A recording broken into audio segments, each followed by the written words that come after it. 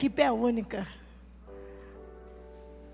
A Keis, eu sempre que abraço ela, eu falo para ela, eu digo, eu sou fã de vocês. Cada uma mais usada do que a outra, isso é que é lindo. Obrigada, Shirley. Cheirosos, não se preocupe com o horário, nós não vamos passar do horário. Eu estava ali sentado e o Espírito gritou algo em meu coração. E ele disse, o culto é meu. A casa é minha. E aqui eu tenho liberdade para fazer. Então desde o início do culto ele está direcionando tudo. Oh, aleluia. E a mensagem que o Senhor pediu que eu transmitisse hoje, ela encontra-se, pode continuar, não atrapalha, só me ajuda. Lucas capítulo 24, versículo 13 ao 25, vai ser uma leitura um pouco extensa, mas vou ser bem sucinta naquilo que o Senhor mandou dizer. Lucas capítulo 24, 13 ao 25. Aleluia.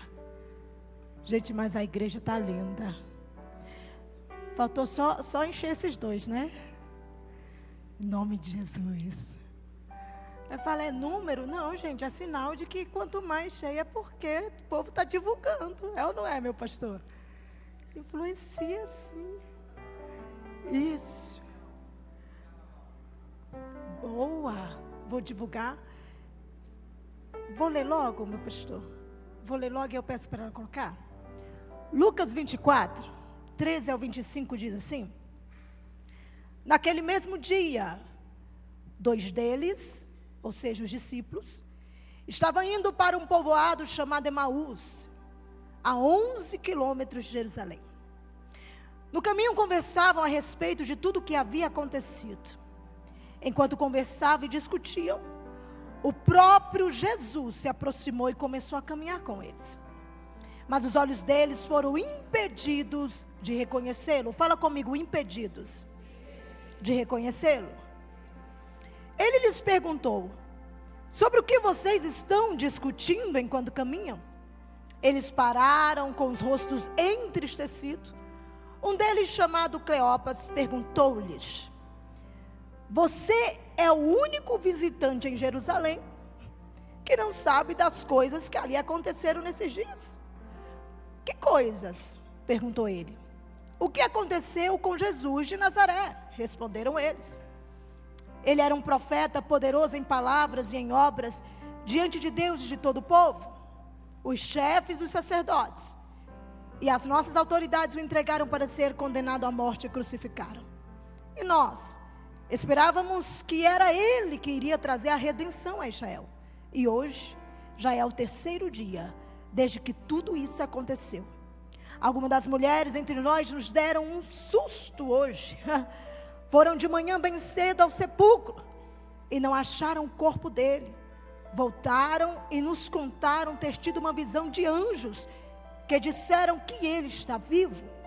Alguns dos nossos companheiros foram ao sepulcro e encontraram tudo exatamente como as mulheres tinham dito, mas não viram. Ele lhes disse, como vocês custam a entender e como demoram a crer em tudo o que os profetas falaram. Aleluia. Antes que eu ministre, na terça de carnaval, nós estaremos com um evento aqui maravilhoso. Iniciará dia 14, né, meu pastor? 14, 15. Vai colocar o banner para nós? Oh, glória. 15, 16 e 17. E na terça-feira nós estaremos aqui com nossa terça especial. Quem vai estar ministrando será o pastor Mateus Soares. É isso? E eu sei que o Senhor tem levantado esses homens com muita autoridade e sabedoria. Vocês sempre vêm aqui, visitam, estão aqui. E sabem que a nossa igreja tem um compromisso muito grande com cada um que sobe neste altar. A responsabilidade da palavra, em transmitir a palavra de Deus. Então você pode ter certeza que mais uma vez Deus vai usar os seus servos com muita ousadia, muita autoridade. E você vai sair daqui alimentado para a honra e glória de Deus. Amém? Então vai, convida mais 100. Será se 100, 100, 200, 300? Ih, não vai caber não, pastor. Nós damos jeito, não damos? Mas vai ficar pequeno. Amém? Então vamos lá. Nós temos 20 minutos para ministrar. E eu quero aproveitar esses 20 minutos. Quando nós lemos esse contexto, em Lucas, capítulo 24, a primeira coisa que nós temos que entender é que, assim como foi anunciado pelos profetas, o Cristo que viria, o Messias, pastor Uriel, havia de padecer. Todo o Velho Testamento é assim representado e testifica-se na pessoa bendita de Cristo Jesus. O Cordeiro morto, como diz em Isaías 53, que ele iria como um cordeiro mudo ao matadouro. Esse cordeiro foi levado para ser sacrificado por mim e por você. Os profetas anunciavam que de Jessé brotaria um rebento, um renovo. E esse renovo seria o novo começo para uma geração. A Bíblia Sagrada relata que o povo de Israel, eles esperavam, eles aguardavam, os judeus ansiosos aguardavam por alguém que viesse e quebrasse, Keila, toda aquela autoridade soberba e arrogante do governo romano. Eles estavam sobre o jugo, e na cabeça deles o Messias que viria seria aquele que iria tomar o poder humano, o poder da terra. E aí vem Jesus, um homem que veio à terra, não nasceu em um berço rico, não nasceu em um berço de ouro, mas foi presenteado com as melhores iguarias que poderia aparecer.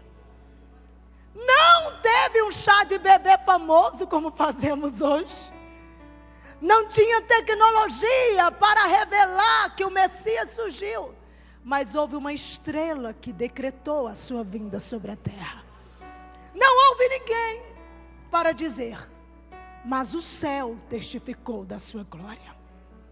O nosso Cristo, o nosso Jesus, esperado por muitos, porém, a sua vinda sobre a terra vai causar espada, irmão Chile, como ele diz. Vai.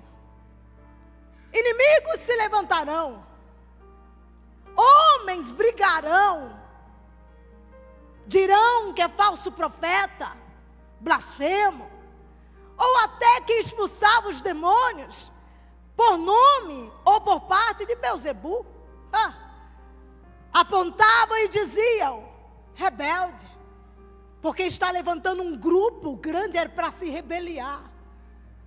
Porém, o que observamos é que o homem carnal, nós como homens, só desvendamos e podemos ver o mundo espiritual quando nós nascemos de novo. Quando deixamos o velho homem, os nossos olhos são abertos para entender o mundo espiritual. E sabe o que é mais lindo? Isso conforme toda a palavra de Deus. O que Cristo Jesus veio anunciar. O reino de Deus que Ele veio trazer. A mensagem de salvação que chegou até nós. Enxertados fomos na oliveira, como diz em Romanos capítulo 11. Tudo isso. E enquanto nós olhamos para as Escrituras, nós observamos que por um motivo muito especial, Jesus morre. Jesus vem, ensina, testifica do céu e sobre o inferno. Vou dizer de novo, ele testifica do céu, mas também fala sobre o inferno.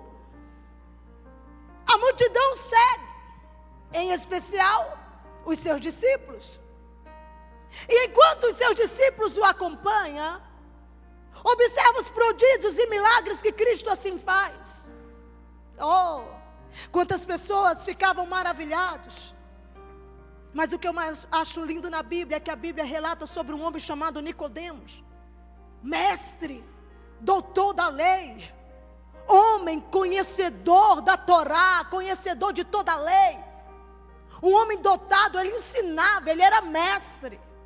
Mas quando ele vê Jesus ensinando, ele espera que todos vá embora e fica aguardando, porque ninguém podia ver ele falar com o mestre. Mas quando ele chega perto de Cristo Jesus, a primeira coisa que ele diz é: tu és profeta, porque tu ensina diferente, tu falas diferente.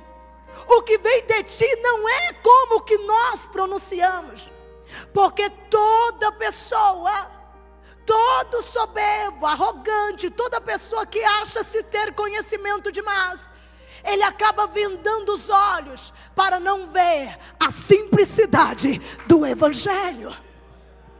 Mas ele olha e fala: Jesus, tu és diferente. O que faço então? O que preciso fazer? Nicodemos, nasce de novo. É necessário tu nascer de novo. E isso aqui, para fazer junção ao texto que eu li, Jesus não veio somente operar milagres. Jesus não veio somente mostrar o poder que há, porque todo poder pertence a Ele.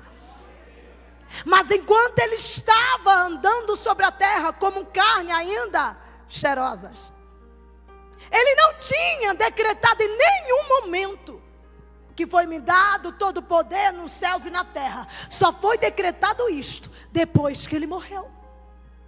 E por que não? Por que Ele não falou, missionária Socorro? Por quê? Essa carne aqui não presta para nada, sujeito a falhas e a erros. Jesus não, santo em todo tempo.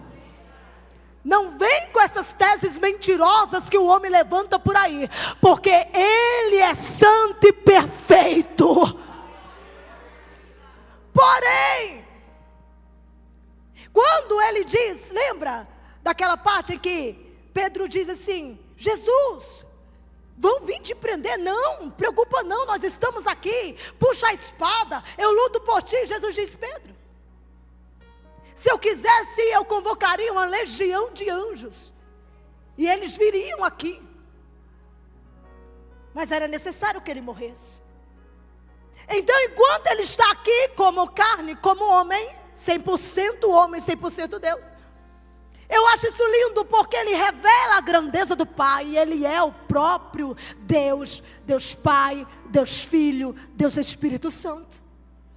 Porém, Ele diz: é-me dado todo o poder nos céus e na terra, depois que Ele morre. Sabe por quê? Satanás achava que podia alguma coisa. Lembra quando Satanás, os anjos, foi se apresentar diante de Deus? E ele também foi e disse: Jó não blasfeme, não murmura mesmo não. Ele tem tudo, deixa eu tocar nas coisas dele para tu ver. Satanás achava que podia. Satanás, levando biblicamente, Deus olha para Satanás e diz: vá, toca na saúde, mas não toca na vida. Ó morte, onde está a tua vitória? Ó morte, aonde está a tua?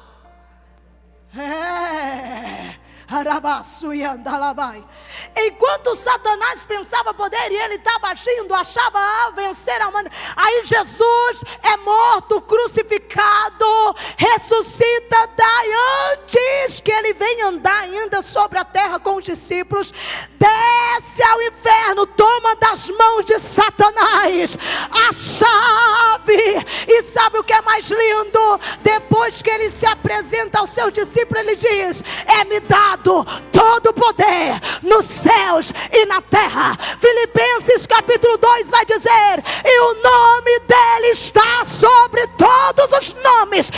Aqui, já para dar início, para de ter medo de Satanás, macumbaria, feitiçaria, invejosos, tudo que se levantar contra a tua vida, há poder no nome de Jesus.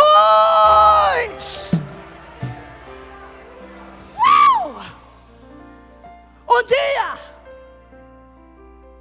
perguntaram para mim, chegou uma pessoa sapateando e disse: missionária, Tem pessoas que têm inveja do teu ministério. Eu disse, eu não tenho ministério. É tudo dele. Ah, fizeram obra contra tu. Meu irmão, pode fazer o tanto que tu quiser. Ei, pastorel, faça. Porque eu vou te falar um negócio. No dia que eu colocar Jesus abaixo, no dia que eu tiver medinho, é porque eu não confio na autoridade e na soberania que há sobre a vida dele. E o Senhor manda eu dizer algo para ti dentro desse contexto. Está 2 discípulos indo a caminho de Emaús, a 11 km de Jerusalém. E eles vão conversando. Me empresta, prega comigo, só 2 minutinhos. Vem cá. E eles estão conversando. E aí quando eles estão andando juntos, é desta maneira. Claro que não estava com o braço juntinho assim, né? Mas um olha para o outro, o pastor Marcelo dizia, aí, Não sei. Nós estávamos seguindo a pessoa errada, hein? É verdade. 3º dia. Tu viu ele? Vi não, morreu. Vamos andando. Jesus. Mulher, tu acredita que eu acreditei mesmo? Vou falar conforme um discípulo. Cleópatra, tu acredita que eu acreditei? Eu também, mulher. Mas é o 3º dia e nada. Aí enquanto eles estão conversando, eu amo essa passagem. Jesus vem bem de fininho. Cadê Jesus? Eu quero uma 3ª pessoa aqui. Vem cá, cheirosa, vem. É tu mesmo, já peguei tu. Não adianta nem virar a cara. Vergonha, né? Aí vem Jesus. Aí Jesus chega de pertinho a eles e diz: por que está tão triste? Por que estão tão tristes? Por que estão tão tristes? Pergunta. Por que estão tão tristes? Tu és o único visitante em Jerusalém que não sabes o que aconteceu. Vou te contar. Estávamos seguindo o nosso Jesus, Cristo Jesus. Mas os nossos governantes o crucificaram, o mataram. De certo que algumas mulheres dizem ter chegado, sussurraram em nossa vida, ter visto anjos que falaram que ele ressuscitou, mas eu não vi. Tu viu? Não vi. E o nosso coração está abalado. Não sabemos se confiamos, não sabemos se desistimos.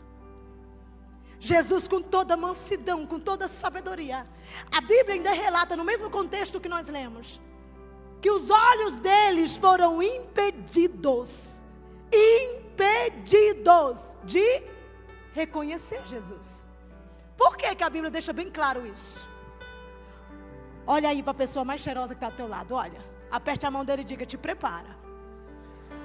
Ai, é por isso que eu amo vocês. Diga de novo: te prepara.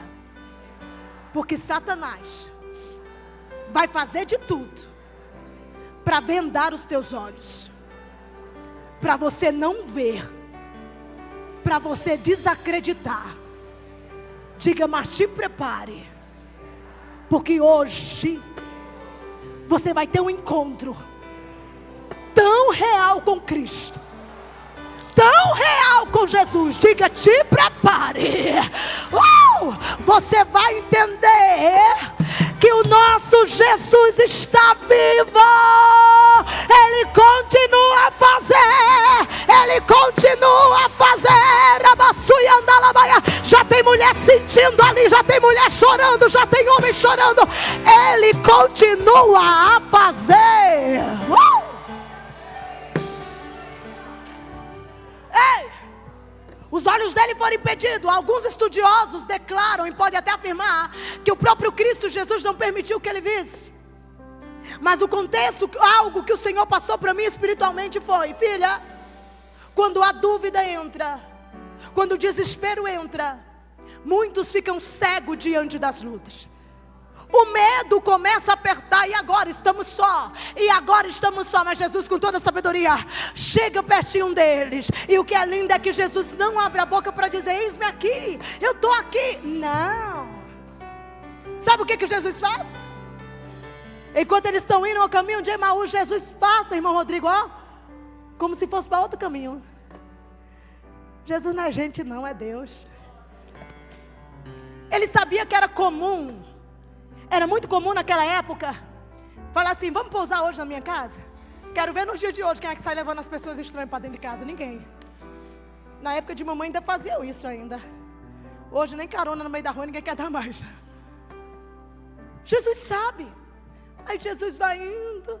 Aí ele, ó, já vai anoitecer. Não queres pousar lá em casa? Não queres entrar lá em casa? Fique lá. Jesus é lindo. Diga comigo: convite. Jesus quer um convite. Eu também já estou sentindo Jesus. Deus usou tremendamente a irmã Shirley no início, quando ela disse assim, a missionária Shirley, ela disse assim: tem pessoas esperando que profeta vá e meu Deus, que tremendo, ela nem sabia onde é que eu ia pregar. Jesus está dizendo: não existe ninguém melhor aqui do que ninguém. Ele só quer que tu aprenda a convidá-lo. Convide-o. 5 minutos.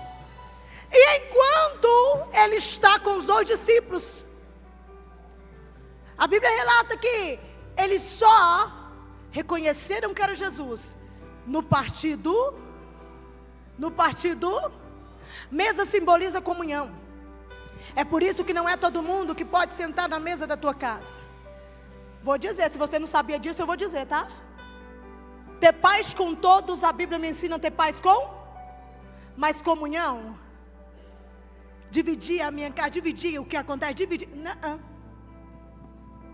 São poucos, até Jesus tinha os seus, desculpa a expressão, mas preferidos. Falei até a portuguesa agora, preferidos.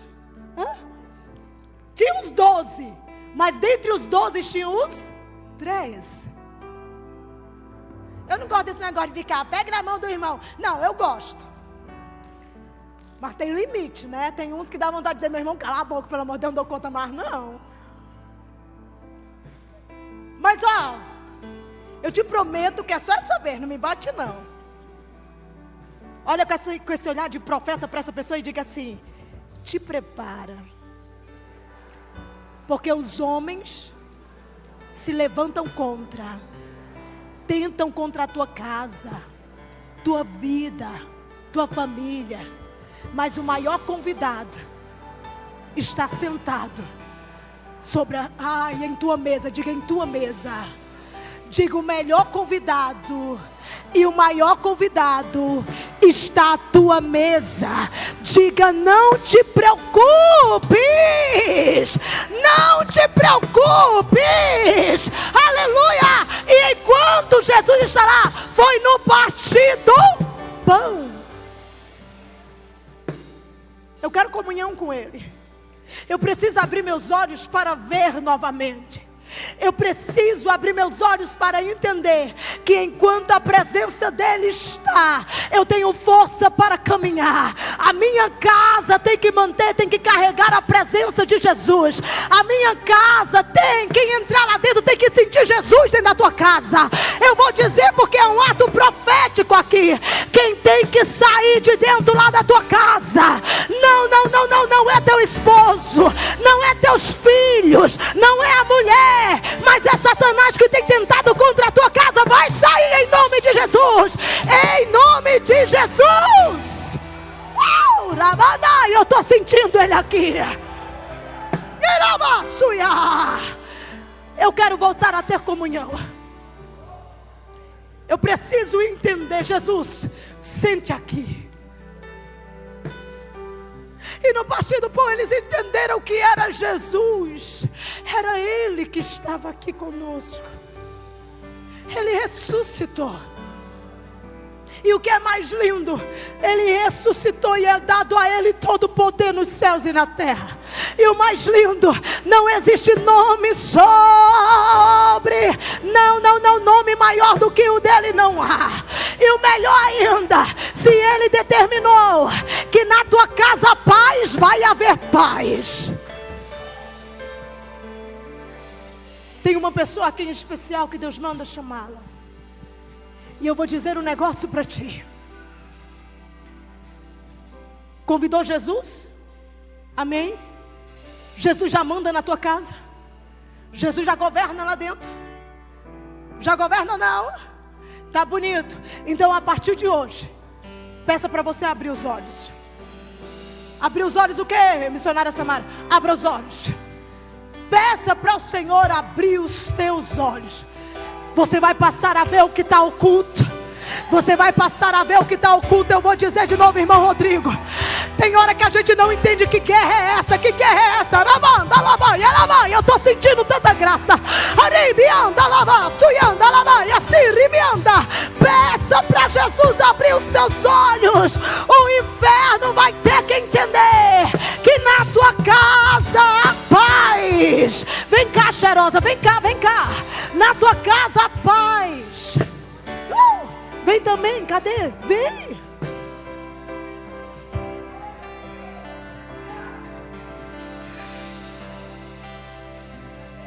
Estenda a mão para essas duas irmãs que estão aqui. Meu Deus, eu estou sentindo uma graça.